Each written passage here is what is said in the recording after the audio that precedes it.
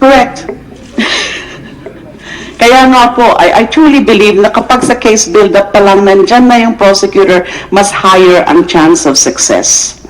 Dahil alam ho ng prosecutors kung anong klaseng ebidensya ang kailangan, kung anong mga ebidensya ang admissible para pumasa po not only at the preliminary investigation stage, but most importantly, at the trial stage. So anyway, we have a time for that, for the criminal investigation bill. So let's go to the wiretapping, or the anti-wiretapping. Please don't get me wrong, I'm not opposing these amendments to the anti-wiretapping law, o kung meron lang siguro ilang punto ako na pwedeng erase, especially in the course of plenary debates. But let me just state that sa tingin ko po, ganitong mga anti-wiretapping law, ang pinaka-importante po dito is to try to strike a healthy, good balance between two objectives. Any anti-wiretapping law in any jurisdiction would have twofold objectives.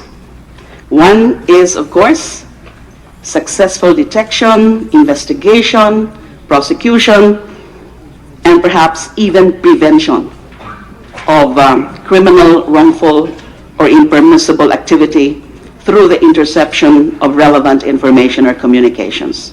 That is a very legitimate public purpose and therefore constitutionally permissible.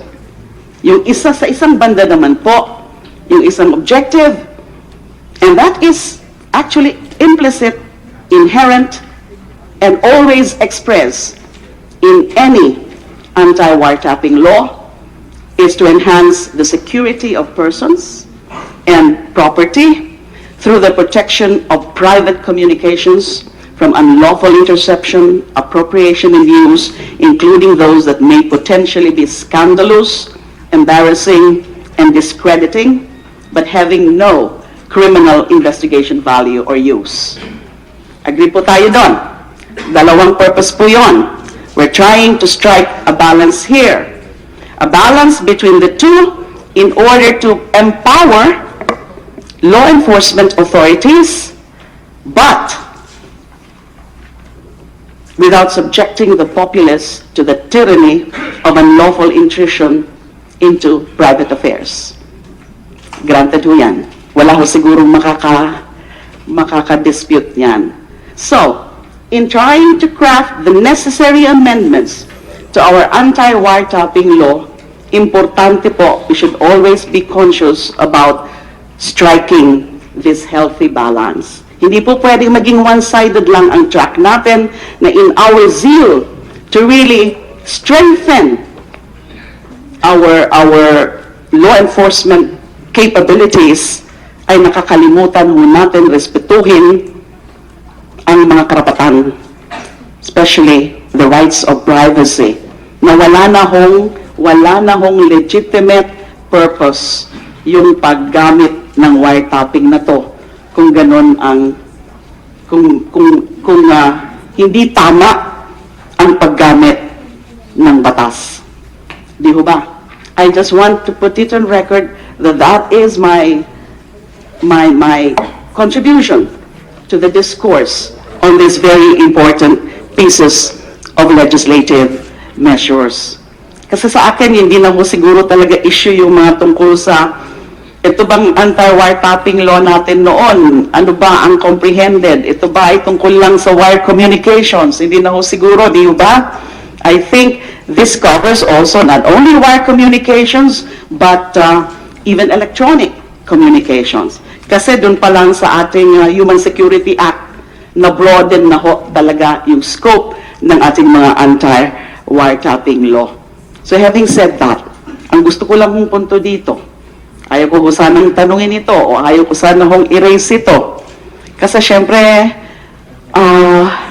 hindi naman siguro pagkakaila. Kasi ako may mga nagsabi na sa akin, matagal nang natap ang aking mga cellphone. Di ba?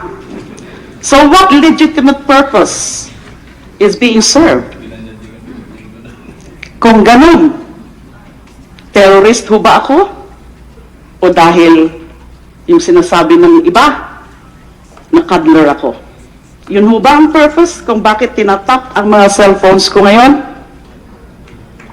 I don't expect anyone to answer that question. I'm just thinking aloud.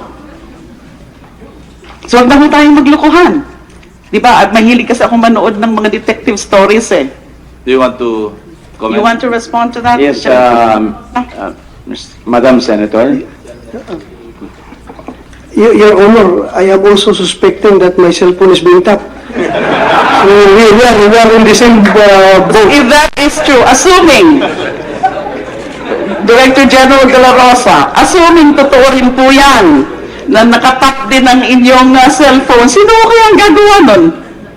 Kasi yun ang susunod kong itatanong.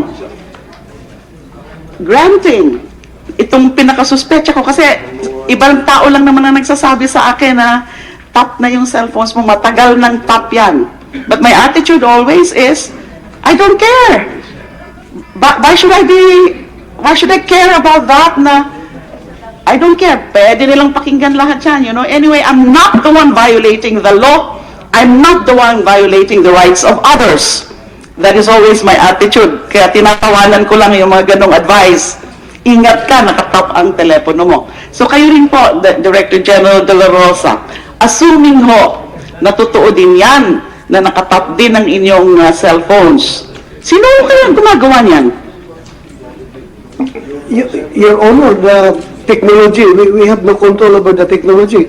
Mayroon tayong mga foreigners na mayroong technology na gano'n at wala tayong control over sa kanila. They can monitor our conversation from a faraway place. So, O yun ang problema natin ngayon. yun ang problema natin. Ang problema natin ngayon, we're trying to improve our laws, our own laws, correct? Ng anti-wiretapping law. Para naman, ma-empower nga kayo, matulungan nga kayo, na mas magiging magaling kayo sa pag-perform ng mga trabaho nyo, but at the same time, we should be conscious about also protecting and upholding the rights of persons, the private rights, the rights to privacy, etc. So, assuming magawa na natin yan, maganda na yung ating mga batas, na-cover na natin yung two objectives na yan, we're able to really strike a very good balance between those two objectives.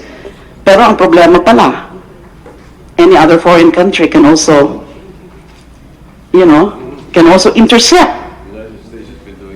But our laws would not cover them, would they, SOJ?